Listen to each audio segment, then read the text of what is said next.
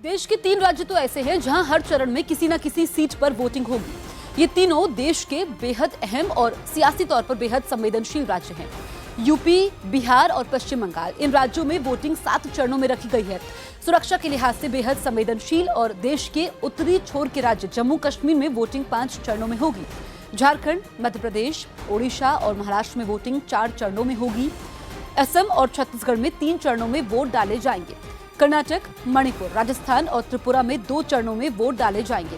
तो 22 राज्य और केंद्र शासित प्रदेश ऐसे हैं जिनमें एक ही चरण में वोटिंग पूरी हो जाएगी। इनमें आंध्र, अरुणाचल, गोवा, गुजरात, हरियाणा, हिमाचल, केरल, मेघालय, मिजोरम, नागालैंड, पंजाब, सिक्किम, तेलंगाना, तमिलनाडु, उत्तराखंड, अंडमान निकोबार, दादरा नगर हवेली, दमन एंड द्वीप, लक्षद्वीप, दिल्ली, पुडुचेरी, चंडीगढ़ शामिल हैं।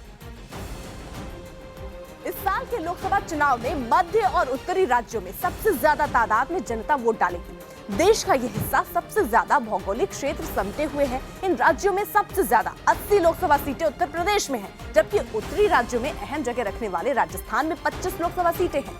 वहीं हिमाचल प्रदेश में 4 लोकसभा सीटें हैं। तो उत्तराखंड में 5 लोकसभा सीटों पर जनता वोट डालेगी और इसी तरह जम्मू कश्मीर की अगर बात करें तो 6 लोकसभा सीटें हैं, जबकि हरियाणा में 10 लोकसभा सीटों पर सबकी नजर रहेगी। वहीं पंजाब की 13 लोकसभा सीटों पर 2019 के चुनाव में निर्णायक साबित हो सकती हैं। चुनाव तारीखों का ऐलान होने के साथ ही यूपी के मुख्यमंत्री योगी आदित्यनाथ ने पूर्ण बहुमत के साथ नरेंद्र मोदी की सरकार आने का दावा किया है। सीएम योगी का दावा है कि बीजेपी यूपी में 74 से अधिक सीट जीतेगी। देश में आम लोकसभा चुनाव की तारीखों का ऐलान हो गया है। 7 चरणों में चुनाव होंगे। उत्तर प्रदेश सबसे बड़ा सूबा है, कहा जाता है दिल्ली का रास्ता यूपी से होकर जाता है। हमारे साथ बातचीत के लिए मौजूद है उत्तर प्रदेश के मुख्यमंत्री योगी आदित्यनाथ जी। सर, किस तरीके से बीजेपी तैयार है? भारतीय जनता पार्टी इस चुनाव में पूरी तैयारी के साथ है और मैं भारत निर्वाचन आयोग के द्वारा आज जो तिथियां घोषित हुई हैं, मैं इसके लिए इन तिथियों का स्वागत करता हूं। हमारा यह मानना है कि मोदी जी के नेतृत्व में भारतीय जनता पार्टी गठबंधन प्रचंड बहुमत के साथ इस चुनाव को जीतेगी। मोदी जी देश के प्रधानमंत्री बनेंगे और विकास, सुशासन और राष्ट्रवाद का जो सुदृढ़ आधार मोदी जी ने तैयार किया है, यह न्यू भारत को दुनिया की एक महाशक्ति के रूप में स्थापित करने में सफल होगा। बुआ बबुआ उसमें अजीत सिंह भी आ गए हैं, क्या कहेंगे इस गठबंधन को? और वो काफ़ी मजबूती से चुनाव लड़ने की तैयारी कर। देखिए, चुनाव सारी चीज़ें स्पष्ट हो चुकी हैं। विकास, सुशासन और राष्ट्रवाद एक तरफ भारतीय जनता पार्टी इन मुद्दों को लेकर के है, दूसरी तरफ भ्रष्टाचार, अराजकता और राष्ट्रीय सुरक्षा और आंतरिक सुरक्षा के साथ खिलवाड़ करने वाले तत्व गठबंधन या महागठबंधन के रूप में है। इस महामिलावट को देश स्वीकार नहीं करेगा, कतई स्वीकार नहीं करेगा।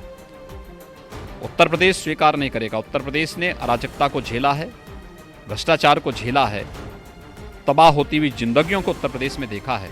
इसलिए उत्तर प्रदेश इन चीज़ों को स्वीकार नहीं कर सकता और इसलिए मैं कह सकता हूँ भारतीय जनता पार्टी उत्तर प्रदेश में 74+ के लक्ष्य को लेकर के आगे बढ़ेगा और प्रचंड बहुमत के साथ भारतीय जनता पार्टी की सरकार प्रदेश के अंदर। क्या लगता है आपको कि 2014 का जो परिणाम था उससे भी प्लस होगा, वो इतिहास दोहराएगी बीजेपी? मैंने कहा ना, 74+ का लक्ष्य उत्तर प्रदेश में भारतीय जनता पार्टी का होगा और इसमें भी भारतीय जनता पार्टी अमेठी और आजमगढ़ की सीट भी जीतेगी।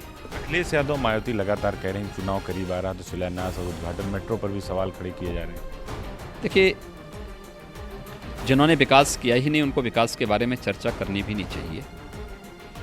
भारतीय जनता पार्टी ने मोदी जी के नेतृत्व में हर मोर्चे पर बेहतरीन कार्य किया है। लोक कल्याणकारी योजनाएं हों या इंफ्रास्ट्रक्चर डेवलपमेंट की बड़े बड़े प्रोजेक्ट, चाहे वो मेट्रो का हो, हाईवे का हो, एक्सप्रेसवे का हो, रैपिड रेल का हो, उड़ान योजना के अंतर्गत आपके एयर कनेक्टिविटी का हो, या उस हर एक क्षेत्र में जिसने इंफ्रास्ट्रक्चर के माध्यम से बेहतरीन वो प्रस्तुत किया हो, ये सारी चीज़ें आज देश के सामने हैं। तो आंतरिक और बाह्य सुरक्षा के मोर्चे पर भी बहुत अच्छा कार्य मोदी जी के नेतृत्व में हुआ है। पहले आतंकवादियों को बिरयानी खिलाई जाती थी और आज मोदी जी के नेतृत्व की सरकार देश की सुरक्षा पर सेंध लगाने वाले तत्वों के साथ कैसे निपटती है। सर्जिकल स्ट्राइक और एयर स्ट्राइक उसका उदाहरण है। ये देश इसका अभिनंदन करता है और हमें पूरी तैयारी के साथ इस चुनाव में इन मुद्दों को लेकर के हम जा रहे हैं।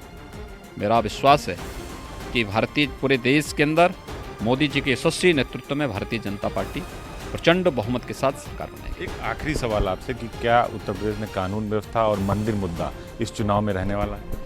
देखिए, उत्तर प्रदेश में विगत 1.25 वर्ष के दौरान जो भी परिवर्तन हुए हैं, स्वाभाविक रूप से पब्लिक परसेप्शन के साथ पब्लिक इन चुनावों में स्वयं इसको मुद्दा बनाएगी।